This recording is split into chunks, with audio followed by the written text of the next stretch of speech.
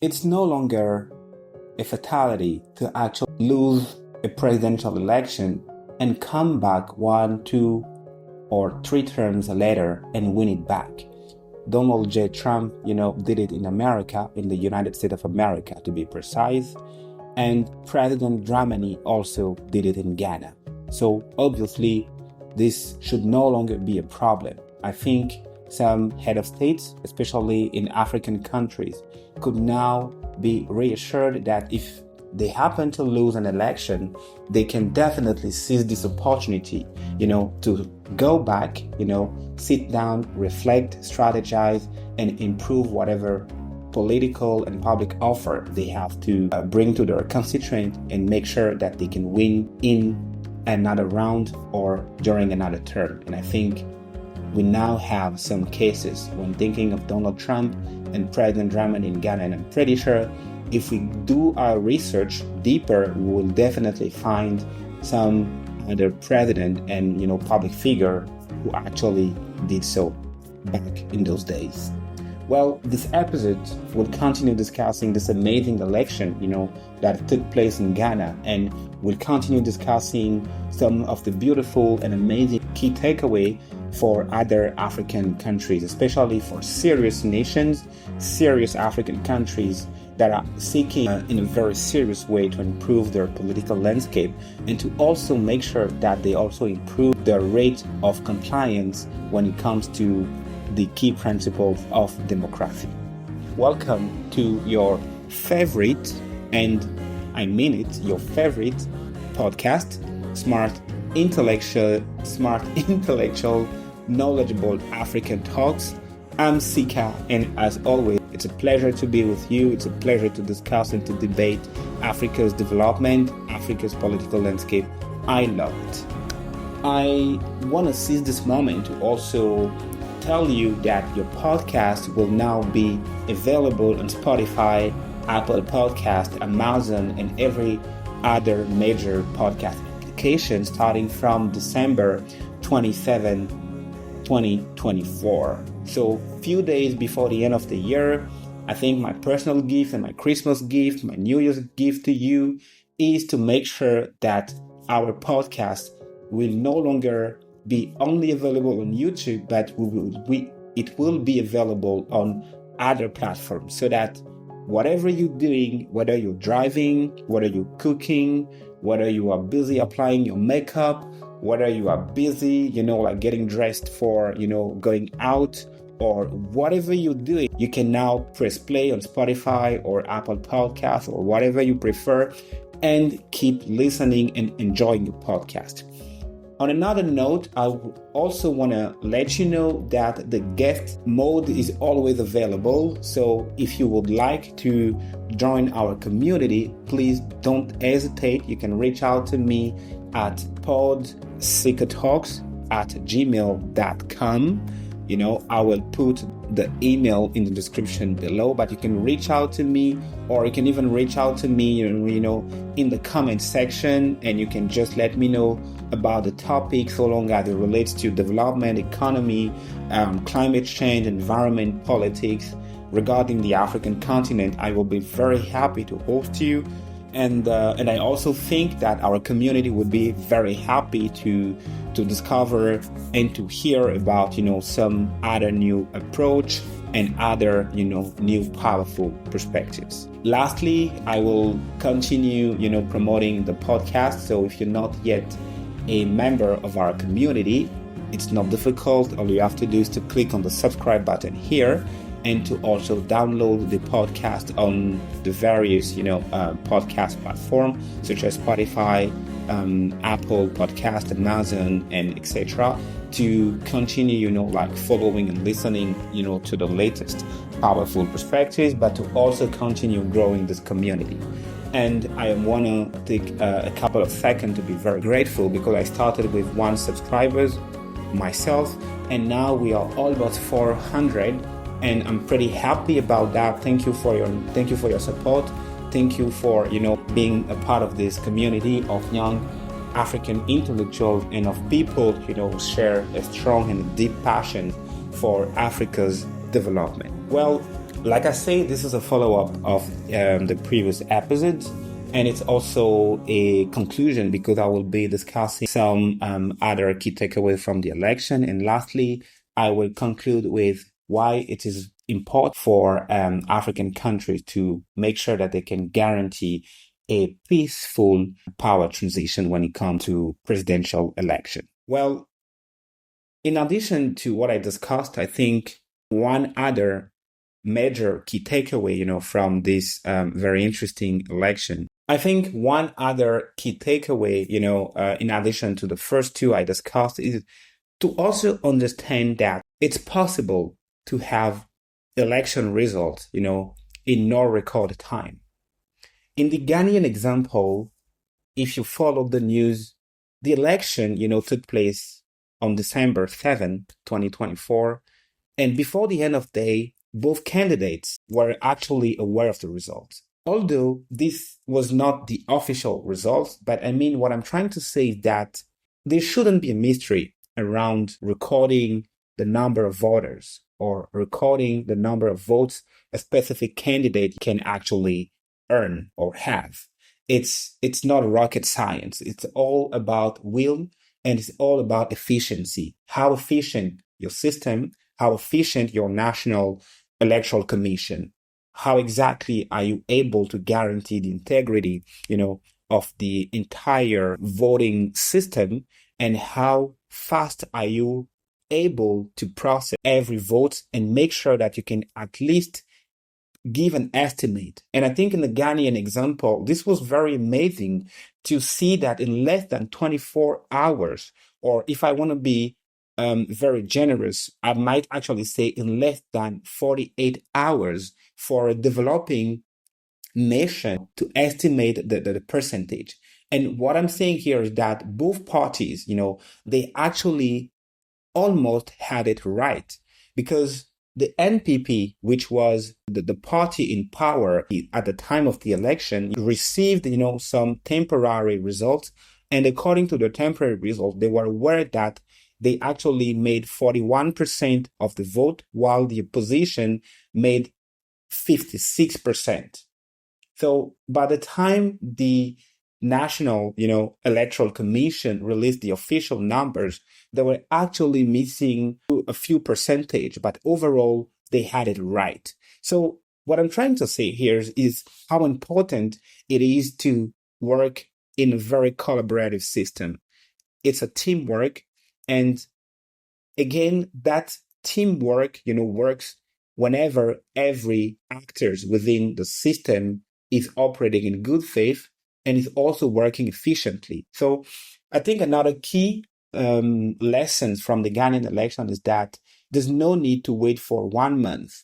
There's no need to make a whole mystery or to have a dark cloud, hanging over the head of the National Electoral Commission before releasing the official results of the polls.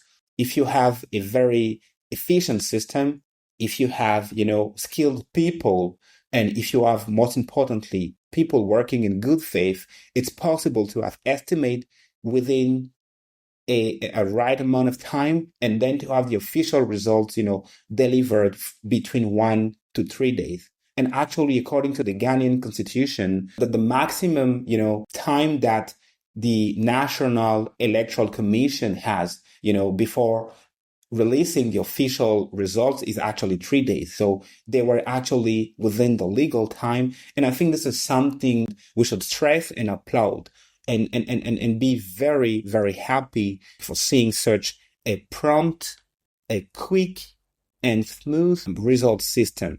So I think this is the other, key takeaway I wanted to stress here with regard to the recent presidential election. I don't know what you think about that. You can tell me in your country, like when was the last presidential election and how long did the results, take before being issued publicly, and whether or not, like you've noticed or you've seen major protests, around the integrity of the result.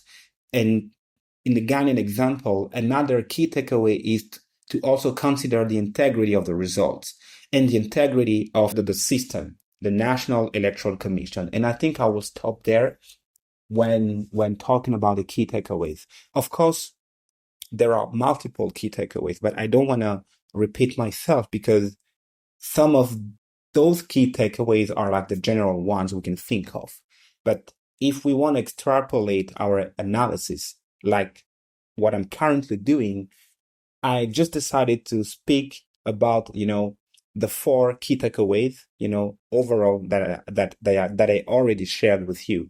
And the last one is the integrity of the results. Like in the Ghanaian system, although the results were available already in advance, and then the official ones, both categories of results, benefit and were all credible. They were credible first to the political landscape, but they were also credible to the people. And this is very important. The point of having a national electoral commission is not just to have a commission issuing, results for the sake of issuing results, but you should be able to issue serious and honest results in which every constituent and every parties will actually have faith in and will be able to identify themselves too. And I think that was the case in the Ghanaian election when the commission, the electoral commission, which by the way, is fully run by the civil society. And this is very important to also stress that it's run by the civil society. There's actually no political parties representative, being present or being involved in the running of the National Electoral Commission. Unlike in Cote d'Ivoire, for instance, where that kind of organization is actually being run, in coalition with political parties and the civil societies, but still some politicians still don't have faith in the National, Electoral Commission of Cote d'Ivoire. So this is just to stress how important it is to have an institution, a public actor in which the political system and the population, the entire population, have faith in, and to also have results that are strongly reflecting the reality of the polls. Results that are both speaking to candidates and to voters. It's very important. And the last point I wanted to, quickly highlight here is the importance of having an orderly power transition system. You see, it's no rocket science. If I come to you and I see you openly disrespecting your father or your mother, if I'm coming from an orderly house, I will definitely have a difficult time, witnessing this situation. If I visit you and I see you openly disrespecting your father or your mother, or disrespecting any person who naturally has authority over you, if I come from an orderly environment, I will find it very difficult. And this is the same thing when it comes to not being able to guarantee transparency, integrity, and order when it comes to the transfer of power within a nation. And it is something that politicians, especially African politicians, should understand. It makes no sense going to international organization. It makes no sense going to international donors. It makes no sense hiring the best development finance minds, the brightest legal minds, while not being able, to guarantee a minimum of structure and a minimum of coherence when it comes to the transition of power in your country. In other terms, it's very important to show that the authority in a specific country do enjoy and do benefit the respect and the trust and the faith that they deserve according to their public mandate. So if you have a national electoral commission, it's a public authority, it's a public organ that is actually created, by the Constitution. And that authority is created to actually serve a specific purpose.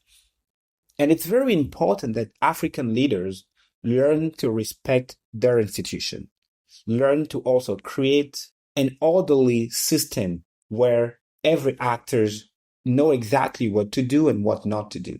So in another term, having an orderly power transition is not just beneficial to yourself as a country, but it's also beneficial to yourself out there because it sends a strong signal. And although, Ghana is currently in a very poor and difficult situation when it comes to the debt crisis and its debt profile at the international level, but also at the domestic level, because as I'm currently making this video, the inflation rate is quite high. It actually reached, a very high level, and it's been very difficult for the average Ghanaian to afford, the most basic needs and to cover their most basic needs, and this is also part of the reason why they decided, to give another chance to the former president Dramani, because under his tenure, the country from 2012 to 2016 reached a very, very interesting level. Economically speaking, the local currency, the cedi, was performing quite well. It even outperformed the franc CFA, which was very surprising. And it also had a very interesting exchange rate compared to the dollars. But after 2016, from President Nana Akufo-Addo tenure after 2024, and to be more precise, actually from 2020, starting with the pandemic up to now, the country unfortunately, could not go back to its glory days.